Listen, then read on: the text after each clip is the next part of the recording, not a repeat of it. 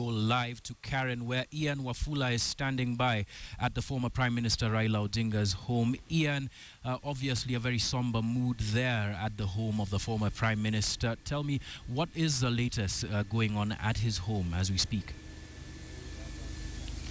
Currently, Namu, just like I'd mentioned earlier on, there was friends and family have made their way here. Remember that former Prime Minister Raila Odinga had gone to the Lee Funeral Home where the body of his son Fidel Odinga had been taken, after which he came here to his home.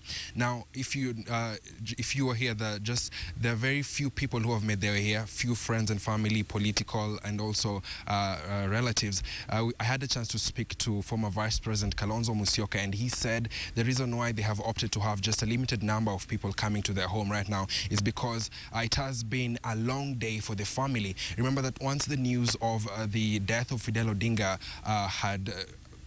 had been had all over the country, hundreds of people turned up in his home, and therefore the family did not even have time to themselves, and that is the reason why they came here. Now, Namu, in regards to what we know about Fidel Odinga's death, the circumstances are still mysterious, but what I can confirm to you is that at least 11 people have recorded statements at the Kilimani police station. These 11 people are the very people who were with Fidel during his last moments.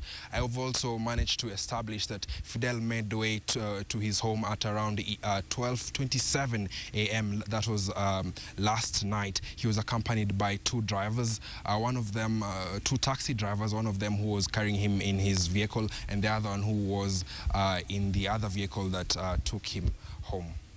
All right.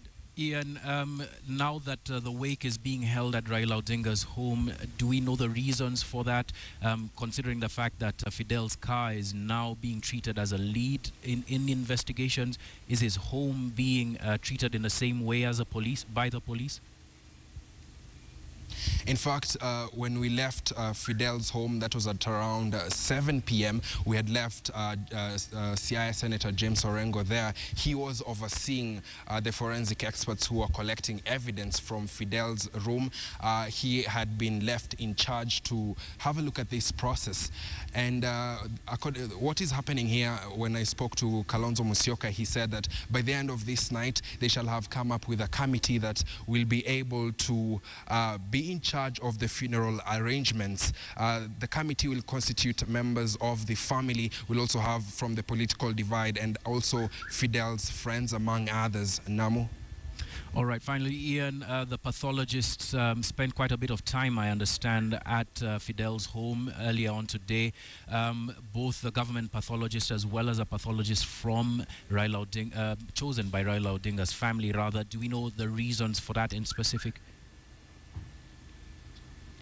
Yes, very many people were not understanding as to why Fidel's body had stayed at the home for close to the whole day. But what we managed to establish is that preliminary post-mortem was happening at the time, and what they were doing, they were just taking body fluids from the scene, which will now be taken to the Lee Funeral Home for further post-mortem results. And that is why the body had stayed there for quite some time.